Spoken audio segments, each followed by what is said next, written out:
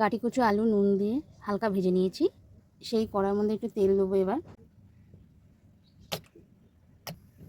কড়াই তেল দিয়েছি, চিংড়ি মাছগুলো ভেজে নেবো হালকা করে। এই গাটি কচু আলু দিয়ে আলুটা নুন দিয়ে হালকা করে ভেজে নিয়েছি। চিংড়ি মাছ নুন হলুদ মাখিয়ে ভাজা বসিয়েছি, হালকা করে ভেজে তুলে নেবো। চিংড়িগুলো ভেজে নিয়েছি।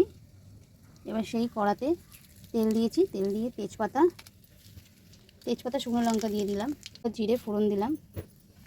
এই যে গরম মশলা, এলাচ, লবঙ্গ 3টে জিনিস একসাথে থেতো করে নিয়ে দিয়ে দিলাম। একটু নেড়ে নিলাম। কুচানো পেঁয়াজ দিয়ে দিলাম। পেঁয়াজটা দিয়ে একটু নেড়ে নিলাম। এবার একটু নুন দিলাম। আপনারা স্বাদ অনুযায়ী নুনটা দেবেন। তো নুনটা আগে দিলাম যেহেতু পেঁয়াজটা একটু মরে যাবে, নুনটা আগে দিলাম। হালকা লাল লাল ভাজা হয়ে গেছে। এটা রসুন, আদা, কাঁচা লঙ্কা দিয়ে পেঁয়াজ দিয়ে পেস্ট করেছিলাম, একটু দিয়ে দিলাম। দিয়ে একটু ভালো করে একটু নাড়িয়ে নেবো। এক একটা করে মশলা দেবো, জিরের গুঁড়ো, হলুদ গুঁড়ো, টমেটো কুচি। নুনটা তখন দিয়েছিলাম বলে আর নুনটা এখন দিইনি, পরে আবার নুনটা দেবো। ভালো করে নাড়িয়ে নেবো, ভালো করে কষাবো। এটাকে তেল যেই ছেড়ে দেবে তখন গাটি কচুগুলো দিয়ে দেবো।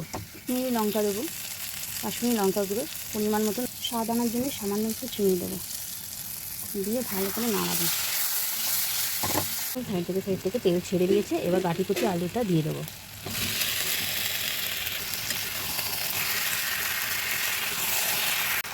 আর একটু কষাবো।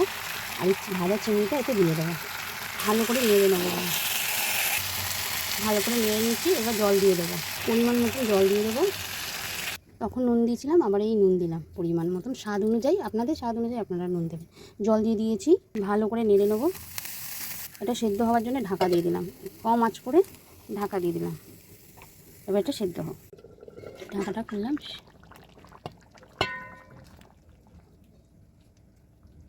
হ্যাঁ, সেদ্ধ হয়ে গেছে। এবার নামানোর আগেই গরম মশলা দিয়ে দেবো, দিয়ে নামিয়ে নেবো।